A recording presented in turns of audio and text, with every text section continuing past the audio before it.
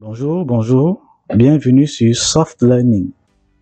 Nous sommes une entreprise spécialisée dans les métiers de la construction, que ce soit dans le domaine du génie civil, du génie électrique, en passant par les installations sanitaires et les autres métiers connexes que vous pouvez imaginer.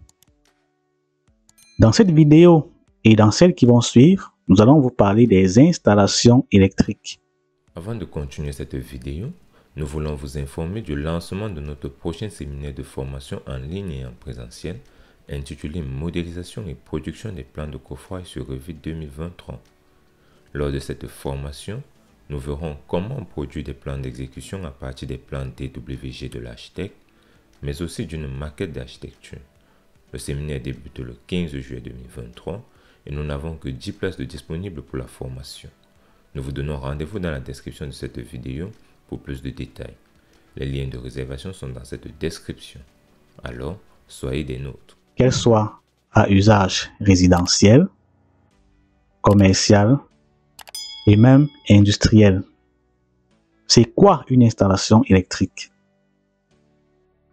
La norme française NFC 1500, vous l'imaginez bien, tous les domaines d'activité sont régis par un ensemble de règles et d'exigences à observer lors de la conception et la réalisation des tâches concernant ce domaine-là. Dans le domaine de l'ingénierie, nous appelons ces exigences des normes. Dans le domaine du génie électrique, plus particulièrement de la conception et la réalisation des installations électriques, la norme française NFC 1500 prescrit un certain nombre d'exigences et de règles à respecter dans la conception et la réalisation des installations électriques. Eh bien, cette norme définit une installation électrique comme étant un ensemble de matériel électrique associés ayant des caractéristiques coordonnées en vue d'une application donnée. L'application donnée à laquelle on fait allusion ici est obtenue par la mise en commun de plusieurs fonctions. C'est ainsi qu'on a la fonction protection, la fonction commande, la fonction sectionnement, la fonction éclairage et plusieurs autres fonctions. Tout ceci tend à montrer la complexité de la notion d'installation électrique. Mais c'est une complexité apparente ou même relative, puisque muni des outils et des méthodes appropriées, vous pouvez facilement et efficacement concevoir vos installations électriques. Nous, à Soft Learning, nous allons mettre à votre disposition des outils et des méthodes vous permettant de concevoir et de réaliser des installations électriques respectant les normes. Quoi qu'il en soit, cette complexité, bien qu'apparente, impose une étape préalable de planification avant la réalisation des installations électriques. La planification permet d'étudier minutieusement toutes les fonctions des installations électriques. Et cette planification-là se fait au moyen de logiciels spécialement conçus à cet effet. Voyez-vous, avec les exigences du monde moderne, il se trouve que parfois, chacune de ces fonctions prises séparément est assez délicate et parfois un peu complexe, de sorte que un seul logiciel n'est plus capable de nos jours de concevoir de manière véritablement efficiente ces différentes fonctions-là. Donc dans la pratique, ce qu'on va faire, c'est que nous allons étudier chaque fonction séparément, parfois, à l'aide d'un logiciel spécialement conçu à cet effet, et à la fin, nous allons rassembler les résultats obtenus dans chacun des logiciels pour pouvoir mettre sur pied le plan global de l'installation électrique. Donc, abonnez-vous à Soft Learnings pour pouvoir bénéficier de tous ces outils logiciels vous permettant de concevoir une installation électrique qui respecte rigoureusement les normes. Et donc, la première fonction à laquelle nous allons nous intéresser, c'est la fonction éclairage. Avant de continuer cette vidéo, nous voulons vous présenter la plateforme de formation Soft Learnings. Sur la plateforme, vous avez plusieurs formations qui sont disponibles dans les domaines de la construction. Vous avez des formations en géotechnique, sur le dimensionnement des chaussées, sur Civil 3D, sur Revit. Si vous avez une formation qui vous intéresse, vous pouvez simplement cliquer sur ajouter au panier afin que cette formation soit ajoutée dans votre panier. Et si vous souhaitez avoir plus de détails sur une formation, vous pouvez cliquer sur voir plus afin d'accéder aux détails ou au contenu de la formation. Vous avez à ce niveau le contenu de la formation qui vous montre tous les cours disponibles dans la formation.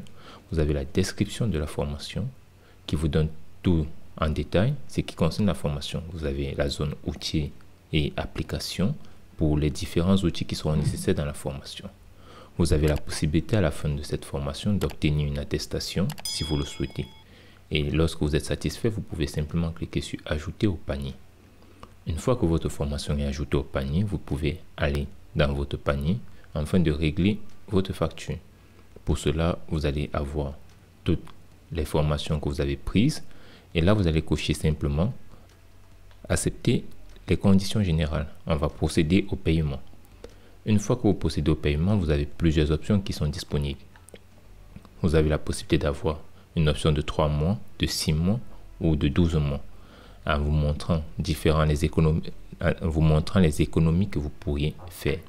Vous avez aussi la possibilité de payer soit par carte, si vous possédez une carte, ou si vous êtes en Afrique et que vous ne possédez pas de carte, vous pouvez payer par votre compte mobile directement. Eh bien, avant de présenter le logiciel qui va nous permettre de faire les calculs d'éclairage, nous allons dire un mot sur la façon dont l'éclairage fonctionne. Imaginons, nous sommes dans une pièce. Il y a une personne, il y a un objet. S'il n'y a pas d'éclairage dans la pièce, donc s'il n'y a pas de source de lumière, il est impossible pour la personne de voir l'objet. Donc, pour que la personne qui est dans la pièce puisse voir un objet, il faut forcément de l'éclairage. C'est-à-dire qu'il faut qu'il y ait une source de lumière.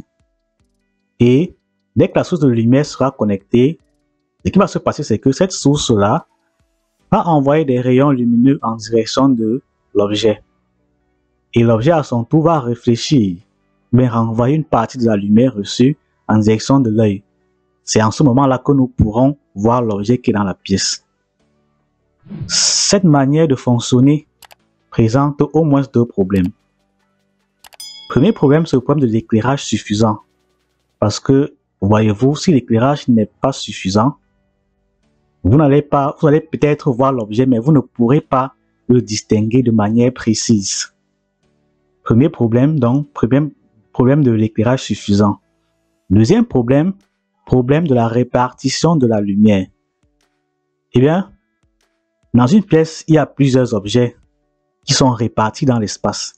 Si l'éclairage lui aussi n'est pas réparti correctement dans l'espace, ce qui va se passer, c'est que vous allez voir clairement certains objets. Certains autres, vous allez les voir approximativement. D'autres, vous n'allez même pas les voir du tout. Ces deux problèmes posent un troisième problème, le problème de la sécurité. Naturellement, si vous êtes dans une pièce où vous ne pouvez pas voir certains objets, ou bien que vous ne pouvez voir certains autres que approximativement, naturellement, vous êtes en insécurité parce que vous pouvez aller heurter ces objets-là et vous blesser et créer des dégâts. Revenons au problème de la répartition de la lumière. Les personnes qui ont fait optique vont me dire, mais l'œil humain est capable de s'adapter ou de modifier ses caractéristiques en fonction des conditions d'éclairage de l'environnement qui l'entoure, afin d'être capable de voir les objets distinctement. Oui, c'est vrai, mais cette capacité-là n'est pas infinie. Imaginons le problème comme étant celui d'un véhicule qui doit se déplacer sur un chemin avec un relief irrégulier.